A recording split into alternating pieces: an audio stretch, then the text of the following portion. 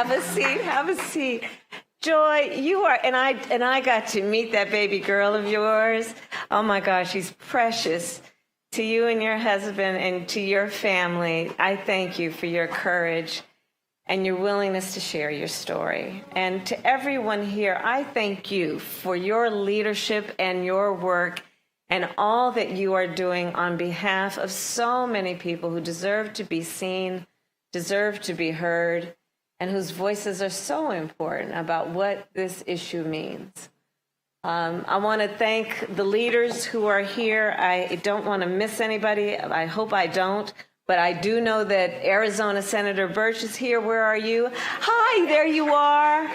We were just together on Friday in Tucson. Again, if I could just take a moment to say that I have met some extraordinary people over the course of these last 2 years who have been willing to share something that is so personal and would otherwise be very private. It's their business. It's not everybody's business, it's their business. And because of what has happened, have decided to share your stories because you know how many other people are being affected who may not have the ability to stand before a microphone and the press and talk about these things. And that takes a lot, because you're going through your own experience and you're sharing it with perfect strangers. And so I want to thank you guys, and there's so many other people who over the course of these last 2 years have been sharing their stories so that we understand. This is not about politics. This is not about ideology. This is about the fact that far too many people are suffering and should not have to. So thank you, guys, and thank you again to Senator Birch. Congresswoman Dina Titus, I thank you always for your leadership in this beautiful state of Nevada. Nevada State Party Chair Danielle, where is she? Thank you very much, Monroe Moreno. My dear friend, the Attorney General, General Ford, I thank you for fighting for justice every day and fighting for the spirit behind the principles that were the foundation for our country and are enshrined in the Constitution of the United States. I thank you for your work. And then Senator Jackie Rosen could not be here, but let's get her reelected, please, to the United States Senate.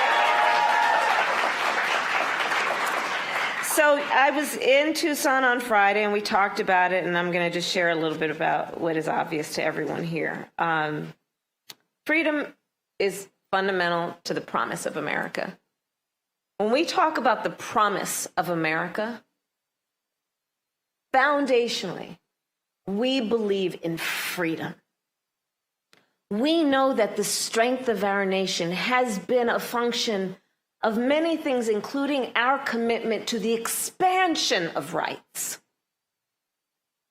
But for the first time in a very long time, we are seeing a full-on intent to restrict rights, to take rights.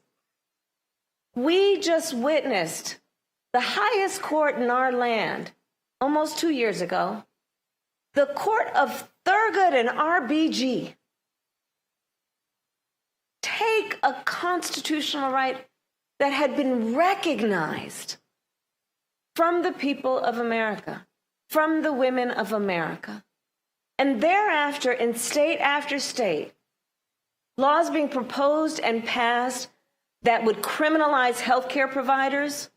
I mean, literally laws that are providing for prison time for doctors and nurses. In Texas, for life. Laws that would punish women, laws that are meant to judge and make people feel as though they've done something wrong and as though they are alone and should be embarrassed. Laws that are immoral. An example being those that make no exception even for rape or incest, which means you are telling a survivor of a crime of violation to their body, violence to their body, that they don't have the right to determine what happens to their body next. Immoral. So we are here to say that we're not going to stand for this. It is not okay, and we are prepared to organize and to take to the streets and to knock on doors and to text folks and to let everyone know their power at this moment to protect the rights of the people of our country. And so I wanted to stop by here to thank in particular the organizers and volunteers that are doing this work in preparation for the ballot initiative coming up in November here in Nevada. And look, they're holding up their clipboards. Exactly.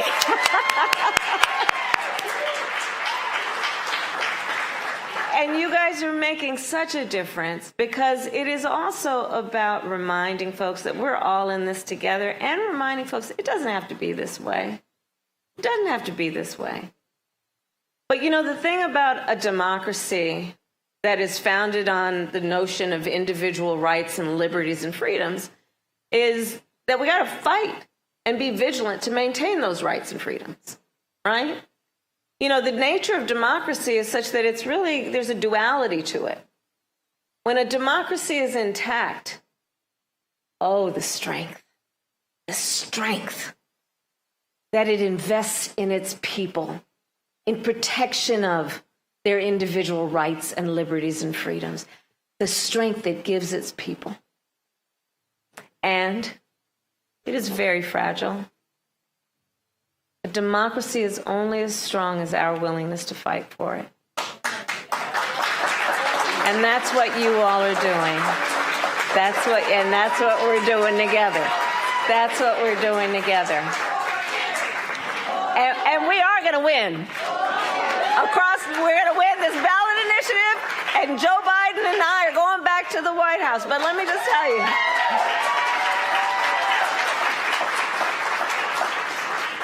And here's the thing about this election in terms of that point about the White House and who sits in those seats. I know that the speakers mentioned it earlier. On this issue of the freedom to make decisions about one's own body, the right to have access to reproductive health care, the right to have that autonomy and that authority and not have it be taken from their government, not having people who sit up in a state house telling people what they're supposed to do and what is in their best interest, as though the women of America don't know what is in their own best interest. On the issue of this subject and then the upcoming election, let us be clear. There is a direct track between what we have seen in states like Arizona, what the people of Nevada are fighting for, and who the previous president was. Let's not forget, Donald Trump made clear his intention to select 3 members of the United States Supreme Court so that they would overturn the protections of Roe v. Wade. It was his stated intention, and they did as he intended. And you all, many of you may remember, I was in the United States Senate at the time and served on the Judiciary Committee and would raise this subject. Sadly, a lot of us could see what was going to come.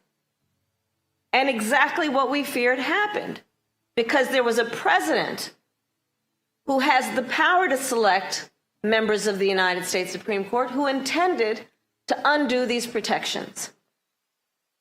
Let's be clear then that when he sits back and most recently says, well, I believe that the state should make these decisions, he says, right? Okay, so you believe that the states have a right to reinstate laws from the 1800s, to criminalize healthcare providers, to provide up to prison for life, no exception for crimes of violence to someone's body. So let's all be clear. What we are seeing in these states that we are talking about are Trump abortion bans. And he can't get away from that. Those are Trump abortion bans.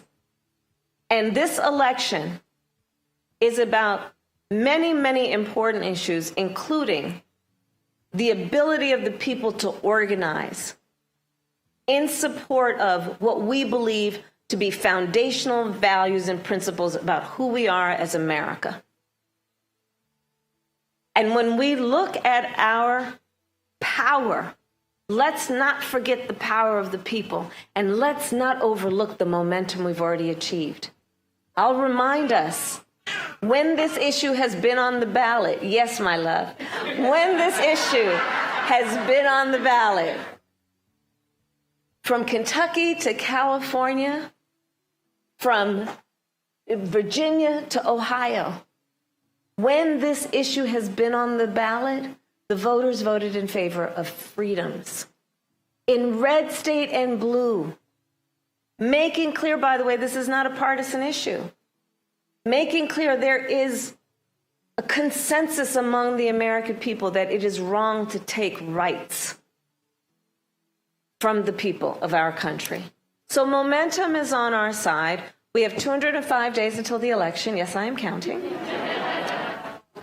And I do believe that the work that we are doing and are committed to doing, because you're here, over these next 205 days is not only important, but it's fun.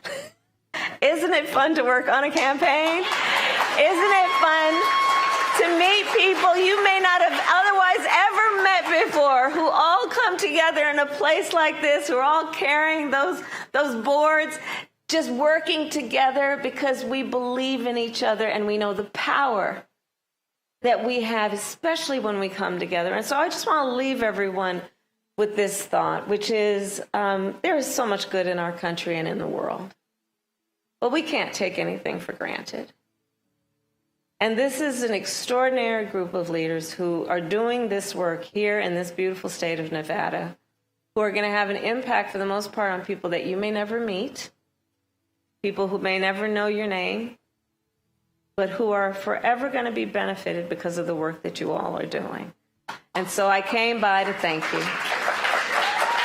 for all that you are doing in defense of our country and each other. And let's just carry on.